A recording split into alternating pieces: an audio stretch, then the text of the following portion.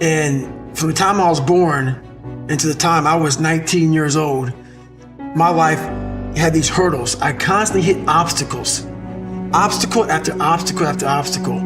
And I had to figure out how to manage suffering, how to deal with it, because it'd be part of my life forever. At least that's what I thought. So in order to deal with it, I had to be able to conquer it and overcome it and deal with it and know that in this suffering, there has to be some kind of growth. With every obstacle, I look at it as friction now. Without friction, there is no growth. You have to have friction in your life to grow. So I started looking at all these different things versus the woe is me mentality. Like, oh my God, look at my life. My life's so fucked up. I come from this fucked up family. I'm being beaten. I'm being abused mentally, physically. I started looking at it as the perfect trial ground. So I had to flip it upside down and say, okay, I'm suffering tremendously, mentally.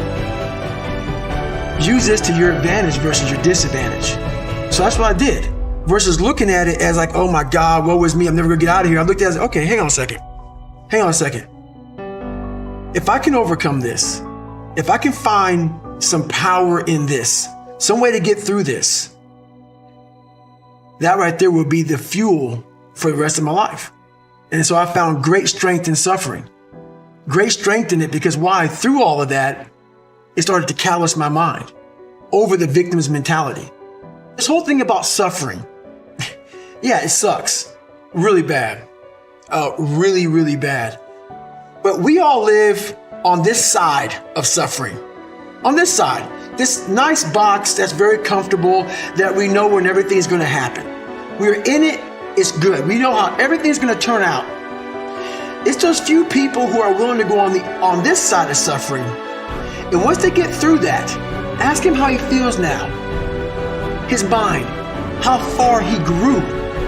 In that short period of time, he grew so much more than the normal person because he was willing to go outside himself. Because on the other end of suffering is greatness. It's not over here.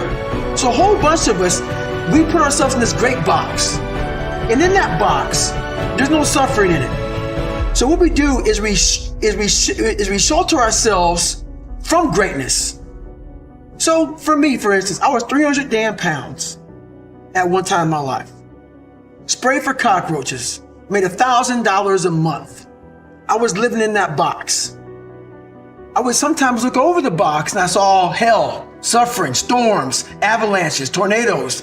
I don't want to go over there, but I knew if I can get through that shit mentally, on the other side was a 185-pound person who's a Navy SEAL, went through Ranger School.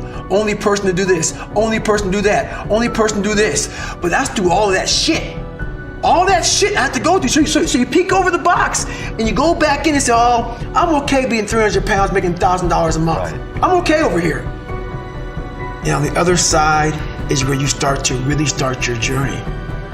People think they start their journey because they're born.